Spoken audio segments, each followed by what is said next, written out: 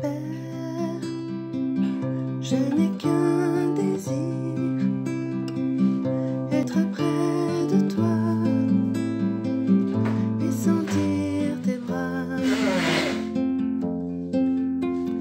Père, tu as envoyé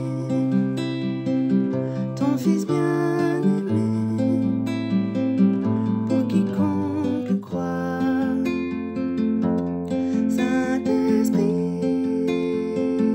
Qui donne vie, ranime en moi ce feu pour toi. Saint-Esprit, viens par ta pluie, rafraîchis-moi et envoie un souffle nouveau.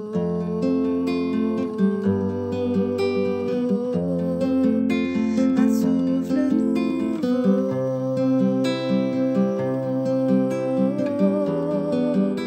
un souffle nouveau,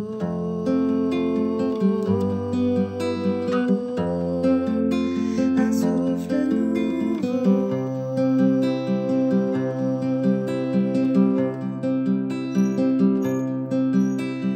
Père, je n'ai qu'un désir, rester près de toi, écouter ta voix. Oh Père, tu m'as tout donné et c'est à tes pieds que je veux rester. Saint-Esprit, qui donne vie, ranime en moi ce feu pour toi. Saint-Esprit, viens par ta pluie, rafraîchis-moi et envoie un souffle nouveau,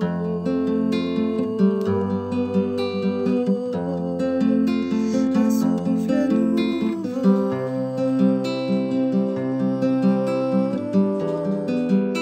un souffle nouveau,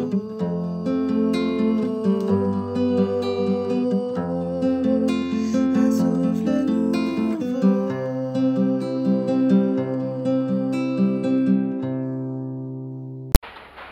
J'espère que vous allez bien. Alors, le message d'aujourd'hui est un peu compliqué, mais vous savez, il y a des textes dans la Bible qui sont compliqués, et parce qu'ils sont compliqués, on ne les étudie pas, et comme on ne les a pas étudiés, on rate parfois quelque chose. Mais ce n'est pas parce que c'est compliqué qu'il faut forcément compliquer encore ce qui est déjà compliqué. Vous me suivez? Oui, d'accord. La question que je me suis posée dans le texte que nous allons lire, c'est un psaume, c'est pour ça que je le fais en deuxième partie. La question, c'est comment vivre en sage?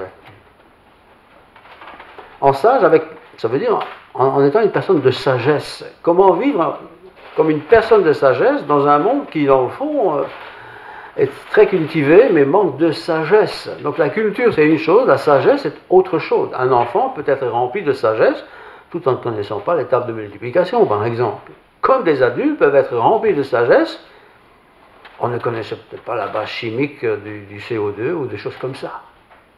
La sagesse, elle est importante.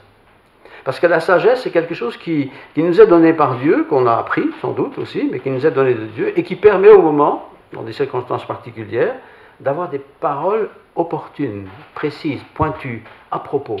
C'est pas comme si je dis, Dieu parlera, quand ce sera le moment, non, j'ai besoin de savoir. C'est quelque part dans mon cerveau, dans ma tête, dans mon cœur, dans mon âme, et au moment opportun, Dieu l'utilise pour le nom, pour la gloire de son nom. Le méchant, c'est tout le contraire. C'est celui qui se fiche de Dieu, donc qui se fiche de tout ce qui concerne Dieu. Ça ne l'intéresse pas. Les conséquences des bêtises qu'il peut faire, il verra bien. On verra, on s'arrangera. De toute façon, la justice divine, je n'y crois pas, ça n'existe pas. Il n'y a pas d'éternité, il n'y a rien après la mort. Voilà, on a simplifié le problème. c'est bientôt la Toussaint, j'en sais quelque chose, les gens parlent de mort et pensent que Dieu est mort. Mais il n'est pas mort, il est vivant. Et nous sommes tous là certainement ce matin pour le confirmer, quoique. Comment vous savez qu'il est vivant? Vous l'avez vu? Je ne l'ai pas vu. Mais je lui ai parlé. Tu as parlé à Dieu, toi? Ah ben, j'ai de la chance de rencontrer quelqu'un qui a parlé à Dieu. Et puis Dieu t'a parlé. Eh oui, Dieu m'a parlé aussi. Dieu t'a parlé. Le Dieu de la Bible t'a parlé. Oui, justement, c'est le Dieu de la Bible. Et il y a comme ça dans la Bible des paroles, toute la Bible est parole de Dieu, mais il y a des paroles, surtout dans les psaumes, qui sont écrites par les humains, par des personnes qui ont transmis le message de Dieu, qui sont d'une puissance et d'une richesse inouïe. Et celui d'aujourd'hui, on ne le lit pas souvent parce qu'il est un peu compliqué, mais on va lire quelques morceaux seulement, et ça va sans doute nous aider. Alors, le psaume que j'aimerais lire, c'est le psaume 37. Déjà, 37, c'est facile à retenir. 3 et 7, ça fait 10. 10, c'est 10 commandements. On peut s'y retrouver et on peut déjà le savoir. Petit truc pour savoir où c'est écrit dans la Bible. 37, psaume 37. Dans ce psaume 37, on parle du méchant. Le méchant, ce n'est pas forcément le criminel ou le voyou du coin. Le méchant, dans ce psaume, c'est celui qui n'écoute pas la parole de Dieu. C'est celui qui refuse d'écouter la parole de Dieu. La Bible, ce psaume 37, dit qu'il est un méchant. Vous voyez, quand on dit aux enfants, t'es méchant, oui, on sait qu'il a fait une bêtise, mais dans ce psaume, nous allons voir que le méchant, ce n'est pas celui qui a fait simplement une bêtise, nous en faisons tous, c'est celui qui refuse la parole de Dieu, le méchant. Et le juste, ce n'est pas celui qui ne fait pas de bêtises, le juste, c'est celui qui écoute Dieu. Alors déjà, ce matin, on peut se situer. Est-ce que je suis un méchant? Ou est-ce que je suis un juste, selon les critères de Dieu? Si vous êtes là, c'est que sans doute vous aimez Dieu, et que vous essayez de savoir qui est Dieu, pour pouvoir vivre selon Dieu. Eh bien, Dieu dit que vous êtes un juste. Si au contraire, vous connaissez des gens autour de vous qui disent « moi j'en ai rien à cirer », pour ne pas dire un autre mot, il est un méchant. Mais populairement, le méchant, c'est le petit voyou, c'est le petit voleur, c'est le petit menteur, c'est celui qui fait des bêtises, quoi. Ça, c'est le méchant. Et nous disons que tu es un méchant, hein, fais attention. Oui, dans ce sens-là, il est un peu méchant parce qu'il a fait des bêtises. Mais le méchant dans la Bible, et dans ce psaume en particulier, c'est celui qui refuse d'écouter Dieu. Un peu comme ces pharisiens dont on a lu l'histoire tout à l'heure, qui tendaient le sens des Écritures à leur profit. Ce sont des méchants. Ils ne sont pas des justes. Comment vivre, et c'est le titre, en sage dans une génération loin de Dieu. Il y a 40 ans d'ici, 50 ans d'ici, les plus âgés parmi nous, ils connaissaient tous des gens qui étaient croyants. Les gens étaient croyants. Je ne sais pas très bien pourquoi, mais ils étaient croyants. Ils avaient même un vocabulaire de croyants. Ils pratiquaient toute une série de choses. Aujourd'hui, oui, au Tédéum, il y aura du monde, parce que ça, c'est quelque chose d'important, c'est solennel, c'est le roi, c'est la fête du roi et tout ça. Bon, il y aura des gens. Mais qui parmi tous ces gens croit? Je ne sais pas, Dieu le sait. Comment vivre en sage dans une génération loin de Dieu? Et ce psaume 37, il est un peu long, donc je vais lire quelques sections, enfin je vais lire toutes les versets, mais par section, et donner un titre à chaque section, et peut-être ça va nous aider à mémoriser ce psaume 37. 3 et 7, ça fait 10. Je répète, ce n'est pas difficile à retenir. C'est un psaume écrit par David en plus. David, c'est un écrivain extraordinaire, il est poète, il est artiste, il est doué de toutes sortes de choses. Il est un choisi de Dieu, Dieu l'a choisi pour diriger son pays. Parfait, il était loin de l'être. Nous sommes petits au niveau des péchés à côté de ce qu'il a fait. Il a fait des choses horribles, mais c'était quand même un racheté de Dieu. Et il a écrit toutes ces belles choses que nous voulons partager maintenant. Psaume de David, donc psaume 38, versets 1 à 8. C'est une exhortation à ignorer le méchant et à se confier en Dieu. Des méchants, il y en a toujours autour de nous. Mais le méchant, je le répète, ce n'est pas celui qui fait des bêtises. Le méchant, c'est celui qui refuse Dieu. Chaque fois que quelqu'un dit « moi je suis athée, je ne crois pas en Dieu », la Bible dit « tu es un méchant ». Tu es un méchant, aussi simple que ça. Mais le méchant a aussi besoin d'entendre la bonne nouvelle, le bon message. Peut-être il n'écoutera pas, mais il regardera. Et il nous regardera vivre. Comment vivons-nous notre foi? Comment vivons-nous notre vie de chrétien comme Christ? Comment vivons-nous cela? Alors je lis le texte 1 à 8 de David. Ne t'irrite pas contre ceux qui font le mal.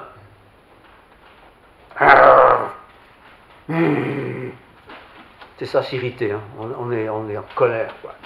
On lit le journal et on est irrité. Oui, ce sont des gens qui ne font pas le bien, ça. Mais, quand on revient à ce que je viens de dire à l'instant, que le mal, pour Dieu, le méchant, pour Dieu, c'est celui qui ne croit pas en Dieu. Et bien alors là, dans ma classe à l'école, 20 élèves, il y en a 19,5 qui disent qu'ils ne croient pas. Du point de vue de Dieu, ce sont des méchants.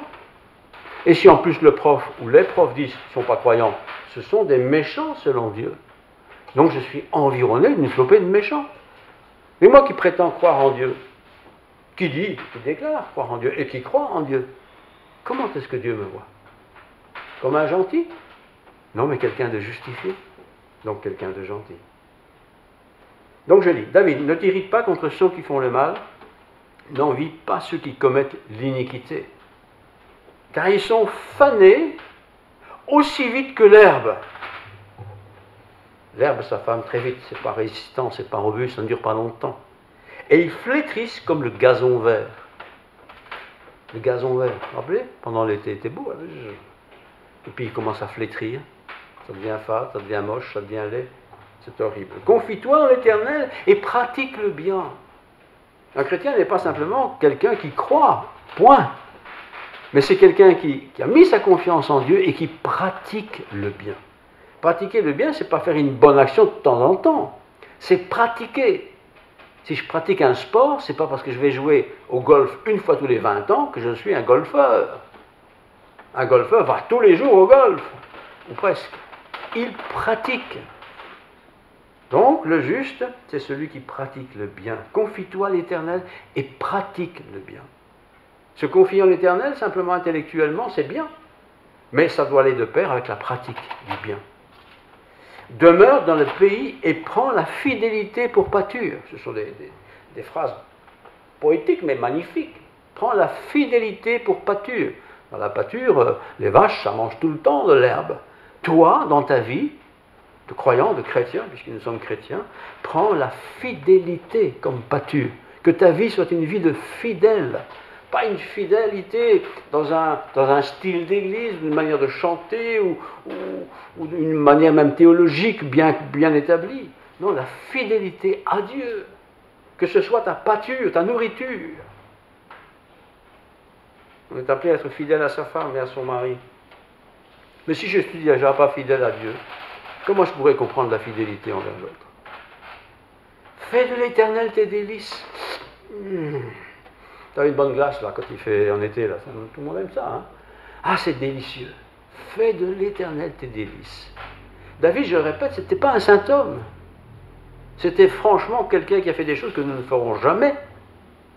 Il a trompé, il a triché, il a volé, il a fait la guerre, des guerres injustes. Et pourtant, il était selon le cœur de Dieu. Fais de l'Éternel tes délices, et il te donnera ce que ton cœur désire, indépendamment de qui nous sommes. Certains disent, moi, Dieu ne peut pas faire grand-chose pour moi, tellement je ne suis pas terrible. Hein. Oui, tu n'es peut-être pas terrible, mais puisque tu es fidèle à Dieu, tu aimes Dieu, Dieu va te bénir et il te donnera ce que ton cœur désire. Remets ton sort à l'Éternel, confie-toi en lui et c'est lui qui agira. Oui, moi j'agis aussi un peu, je fais aussi des choses. Mais dans le fond, nous savons très bien que si Dieu n'intervient pas d'une manière puissante, quelle sera la destinée de ma vie? Banale, quelconque, un peu comme tout le monde.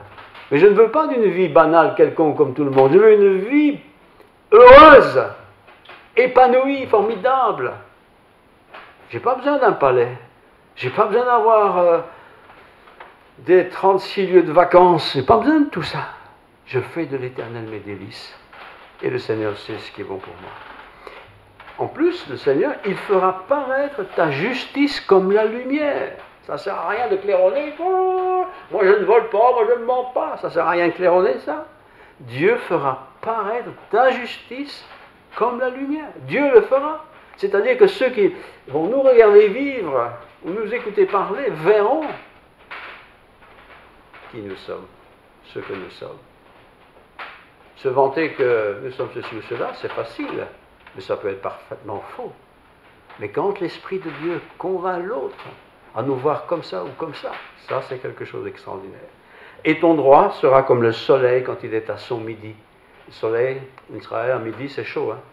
Ton droit, ta droiture, ta vie sainte sera comme cela.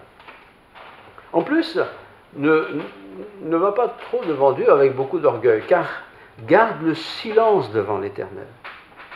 On est appelé à prier, oui. On est appelé à communiquer avec Dieu, oui. Mais il faut aussi apprendre à garder le silence. Ça ne sert à rien de venir près de Dieu dans sa prière et de dire « Ah Seigneur, tu vois, j'ai parlé à un tel, j'ai osé faire ceci, j'ai fait cela. » Tu l'as fait, c'est bien. Garde le silence devant l'Éternel. Des temps de silence devant Dieu. Ce n'est pas obligé de toujours mettre des paroles sur tout tas de choses. Il y a des paroles, bien sûr, mais garde le silence. Et attends-toi à lui, s'attendre à Dieu. Souvent, on se dépatouille nous-mêmes pour arriver à des résultats, n'est-ce pas? Mais attends-toi à Dieu. Ne t'irrite pas contre celui qui réussit dans ses voies. Il y a des gens qui réussissent, hein? Oui. Je ne sais pas comment ils ont réussi, mais ils réussissent. Ne t'irrite pas, ne sois pas fâché sur eux, ne sois pas jaloux sur eux. Laisse tomber, ce n'est pas ton affaire. Ne t'irrite pas contre l'homme qui accomplit des mauvais desseins. Les gens qui pratiquent des mauvais desseins, il y en a tant et plus. Et alors, tu vas t'irriter contre eux? Ce n'est pas ton problème, c'est le problème de Dieu. Vous voyez? Je ne parle plus avec ce monsieur-là ou avec cette dame-là parce que toujours en retard au boulot, il me dégoûte, il ne me plaît pas. Ce n'est pas notre problème, ça. C'est le problème du Seigneur. Laisse la colère, abandonne la fureur, ne t'irrite pas, ce serait mal faire. Voilà quelques versets de ce psaume. La suite, deuxième partie, c'est « Attendez-vous et vous posséderez le pays ». Israël est toujours en route. Pendant des siècles, ils ont voyagé, ils ont traîné, ils n'ont pas avancé, ils ont reculé, ils ont avancé encore. Nous posséderons le pays. Pour nous, le pays, ce n'est pas un territoire, c'est l'éternité de Dieu. Nous allons nous allons y habiter dans cette éternité de Dieu. Car ceux qui font le mal seront retranchés, il faut le savoir. C'est pour ça, laissons la justice des hommes traiter des affaires qui ne sont pas bien. Ce n'est pas notre problème. Et ceux qui espèrent en l'Éternel posséderont le pays. Oui, Dieu fait des promesses pour son peuple. Et dimanche dernier, rappelez-vous, nous avons dit que Israël, pendant des siècles, a été dispersé sur la surface de la terre. Mais il y avait une promesse qui avait été faite par Ézéchiel et par Jérémie. Vous rentrerez dans votre pays. Et en 1948, je le rappelle, une loi a été décidée où Israël pouvait avoir un pays qui soit son pays, Israël. Et aujourd'hui, tous les jours, des tas de gens juifs dispersés dans le monde viennent à Jérusalem. Sont-ils croyants? Il y en a sûrement, mais beaucoup ne le sont pas. Certains sont même royalement, j'allais dire païens, enfin incroyants. Et pourtant, ils rentrent au pays, parce que Dieu tient toujours ses promesses. Encore un peu de temps, plus de méchants. Tu examines le lieu où ils étaient, plus personne. Oui, de la méchanceté, il y en a. Ouvre le journal, il y a toujours de la méchanceté. D'ailleurs, tous les films qu'on regarde à la télé, c'est toujours plein de méchanceté. C'est-à-dire qu'on nous habitue à la méchanceté, en fin de compte. On ne nous y habitue pas, mais voilà, il y a la méchanceté tout le temps. C'est difficile de faire quelque chose, même à la télé, où c'est que bien. Où ça devient ridicule, où on devient grossier, où on devient impertinent, où on devient vulgaire. Très difficile. Très difficile. Et pourtant, tu examines le lieu où ils étaient, plus personne. Les humbles, par contre, posséderont le pays et feront leur délice d'une paix complète. Les humbles, c'est forcément les modestes. Eh bien, les modestes vont être heureux dans le pays. Pourquoi? Parce qu'ils sont modestes. Ils se satisfont d'un jardin de 10 mètres carrés ou de 100 mètres carrés. Ils n'ont pas besoin d'avoir 50 hectares. Ils n'ont pas besoin d'avoir une maison avec 25 chambres. Ils ne sont que 2. Oui, ils se satisfont de ce qu'ils ont. Que du bonheur. Quand on se satisfait de son mari, quand on se satisfait de sa femme, quand on se satisfait des enfants que Dieu nous a donnés. Quel bonheur! Quel bonheur! Le méchant forme de mauvais desseins contre le juste et il grince des dents contre lui. Jaloux. Oui, jaloux. Jaloux, parce que quand on parle de notre espérance, quand on parle de notre vie future, quand on dit qu'on a la foi, là-dedans, il voit bien qu'on est heureux. Ils sont jaloux, mais pourquoi est-ce qu'il est heureux avec ça? C'est même pas tangible. Et moi, je trime et je réfléchis et rien n'avance. Ils sont jaloux. Le méchant tire l'épée, il bande l'arc pour faire tomber le malheureux, le pauvre, pour égorger ceux dont la voie est droite. On a eu le témoignage tout à l'heure de ce pays qui a kidnappé ces missionnaires américains. Leur épée entrera dans leur propre corps et leurs arcs se briseront. Dieu n'a aucun problème avec toutes les armes que les gens peuvent avoir. Dieu peut retourner ça contre eux comme une fourchette sans problème. Et ça me suffit. Ce n'est pas à moi de me venger. Je n'ai pas à me venger. Dieu s'occupe très bien de moi puisque je suis son enfant maintenant par Jésus-Christ. Mieux vaut le peu du juste, verset 10-16, que l'abondance de beaucoup de méchants. Ah, il y a des méchants qui ont beaucoup, hein. Ils sont tellement méchants qu'ils ont pris tout ce qui n'était pas à eux. Mais le peu du juste, il n'a peut-être pas grand-chose, mais il a l'essentiel. Tu as un toit pour te couvrir, tu as à manger, tu as l'essentiel. Si tu as plus, eh bien sois heureux. Si tu as encore plus, partage. Si tu n'as rien, demande et je te donnerai. Aussi simple que ça. David avait un grand palais, nouvelle construction. Il y avait un beau temple qui allait se construire, beau projet, perspective formidable. Il avait tout ce qu'un roi peut posséder, tout ce qu'un humain peut posséder. Il l'avait, il l'obtenait. Des bêtises, il en a fait, oui, il en a fait beaucoup. Beaucoup que nous ne ferons jamais, je suis certain. Et pourtant. Les bras des méchants seront brisés, mais l'Éternel soutient le juste, verset 17. Les bras des méchants seront brisés. Ça me fait penser à Jésus. Il était sur la croix. Ses bras n'ont pas été brisés. On a brisé les bras de qui? Des deux méchants. Parce qu'il fallait qu'ils meurent. Les bras des méchants seront brisés, mais l'Éternel soutient les justes. Parfois nous pensons être dans le malheur, dans la détresse, ça ne va pas, ça ne tourne pas rond. Pourtant on aime Dieu, on est comme la Bible appelle des justes, justifiés par Dieu, donc on est des justes. Mais l'Éternel soutient les justes. Être soutenu par Dieu, comme c'est formidable. L'Éternel connaît les jours des hommes intègres et leur héritage dure à jamais. Ah, mes fils n'auront peut-être pas une grande maison, ni chacun une voiture, mais l'héritage qu'ils peuvent avoir, s'ils l'acceptent, est un héritage qui durera toujours. C'est ça que je veux transmettre à mes enfants, mes petits-enfants, et tous ceux qui veulent bien entendre. Transmettre toutes mes connaissances sociales, de la culture de mon pays, c'est bien, mais tout ça est passager, éphémère. Mais si je peux transmettre l'amour de Dieu, quel privilège. Ils ne sont pas dans la honte au temps du malheur, et au jour de la famine, ils seront rassasiés. Promesse de Dieu, tout ça. Mais les méchants périront. Et les ennemis de l'Éternel, comme les plus beaux pâturages, ils s'évanouissent en fumée. Des gens sont morts cette semaine, dans notre région, comme chaque semaine, il y en a. 8 jours après, on ne parle même plus d'eux. On ne sait même pas où ils sont. On n'a même pas su qu'ils étaient morts. Rien. Cimetière, il y a encore des cimetières, mais il n'y a plus beaucoup de gens. On les brûle, j'ai déjà parlé de ça il n'y a pas longtemps. Incinérés, dispersés, terminés, hop, fini. On passe à autre chose. C'est le méchant. Mais l'enfant de Dieu, même si sa famille le rejette, il y a les frères et sœurs qui se rappellent. Il était à la chorale, il était prédicateur, il faisait ceci, il faisait cela. On se rappelle longtemps, souvent, des choses de gens qui ont marqué la communauté. C'est très différent. C'est très différent. Car ceux que bénit l'Éternel, verset 22, posséderont le pays, et ceux qu'il maudit seront retranchés. Être maudit de Dieu, c'est être quelqu'un qui a refusé la grâce, la bénédiction. Et puisqu'il a refusé la bénédiction, il a la malédiction.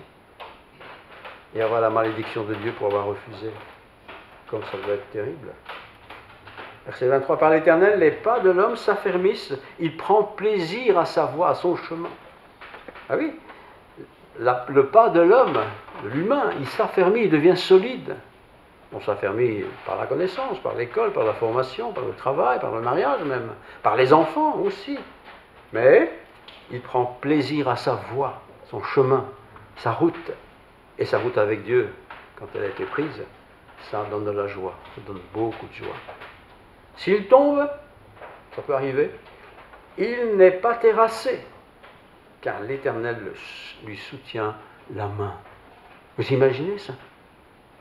Quand je tombe, il ne s'agit pas simplement de la chute que je peux faire devant un caillou, mais s'il tombe dans la tristesse, dans le doute, dans la mélancolie ou ou des choses semblables, le Seigneur lui soutient la main.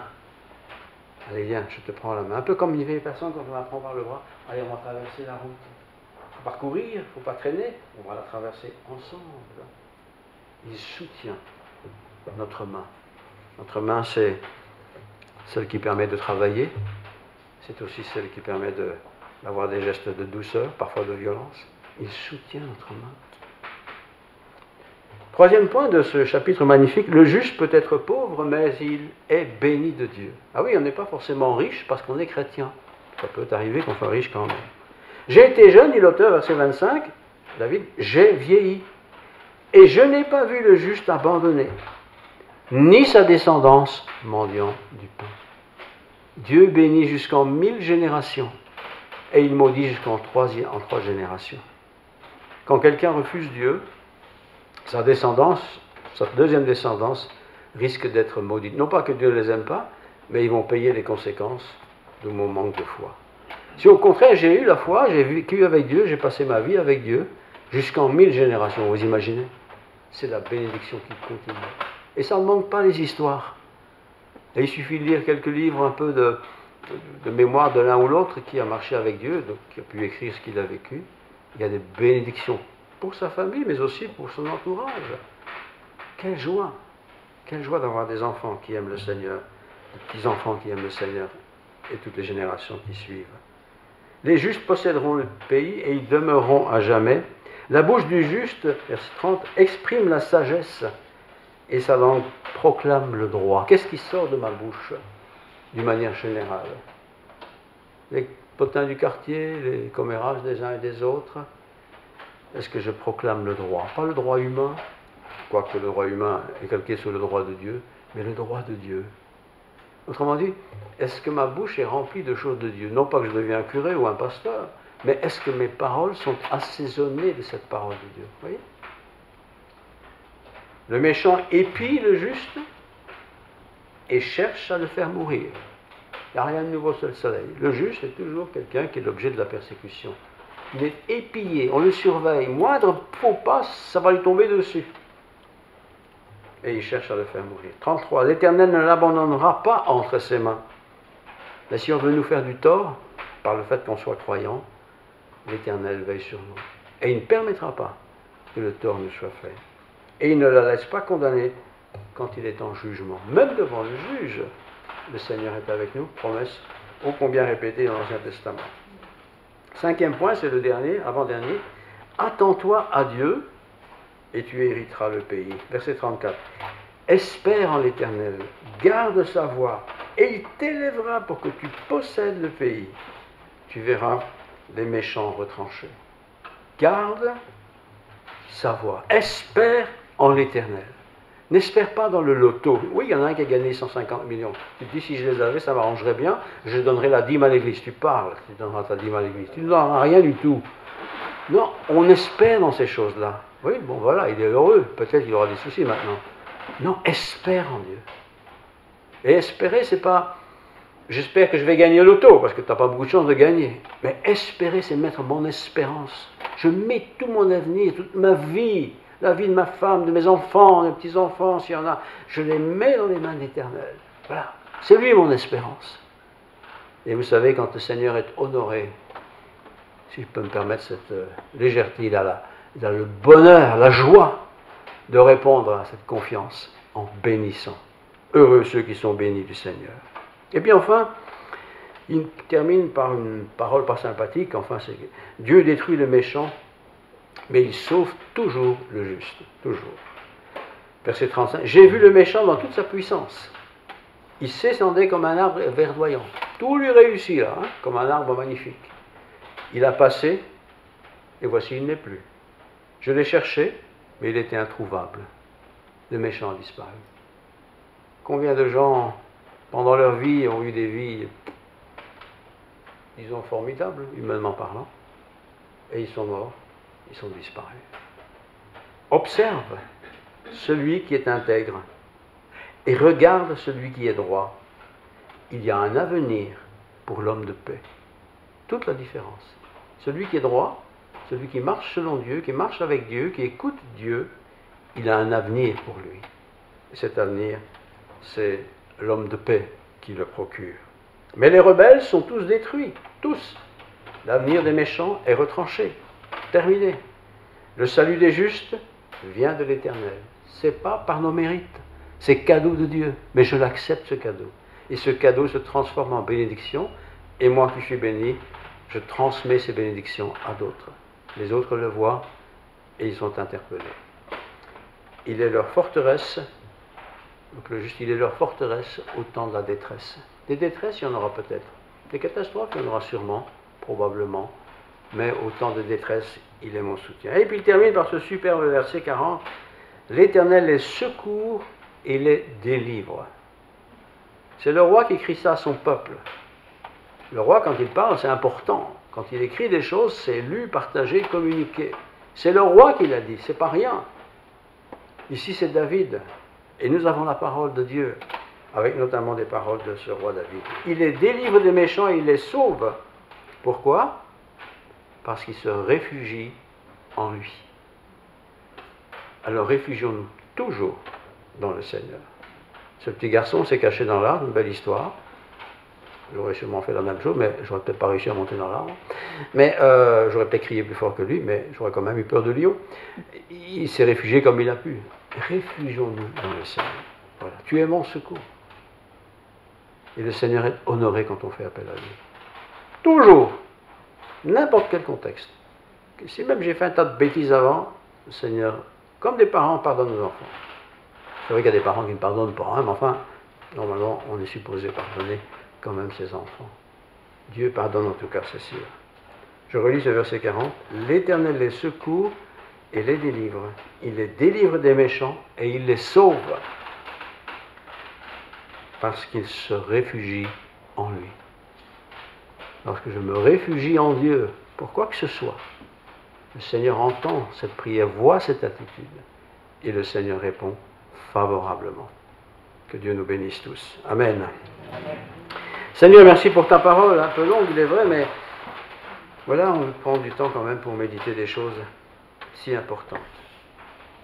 Quel bonheur de savoir que ceux qui se réfugient en toi seront délivrés des méchants. Tu nous sauveras de la détresse. Tu nous tireras de la misère et des embarras, parce que nous te faisons confiance. Et il y va de ton honneur, car ton honneur, c'est de faire du bien à ceux qui te font confiance. Merci Seigneur pour tes promesses. Merci pour les expériences que nous avons faites, celles que nous ferons peut-être. Merci parce que tu es le même éternellement. Bénis cette assemblée, chacun. Bénis cette semaine, qu'elle se passe bien, que nous soyons heureux, que nous voyions ta main se manifester, que nous voyions ta vie être transmise à notre tête, à notre cœur, à notre âme, et qu'ainsi nous poursuivions notre route. Je te prie ça dans le saint nom de Jésus. Amen.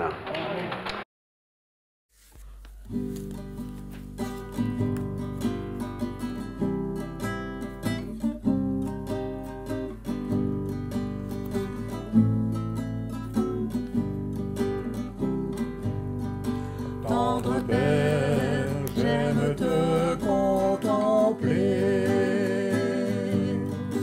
Tendre Père, j'aime te contempler. Je t'offre ma vie, je chante ta gloire. Tendre Père, j'aime te contempler. Fils de Dieu, j'aime exalter ton nom. Fils de Dieu, j'aime exalter ton nom. Tu m'aimes, tu combles ma vie. Fils de Dieu, j'aime exalter ton nom. Saint-Esprit, tu éclaires ma vie. Saint-Esprit, tu éclaires ma vie. Tu diriges mes pas, tu restes près de moi. Saint-Esprit, tu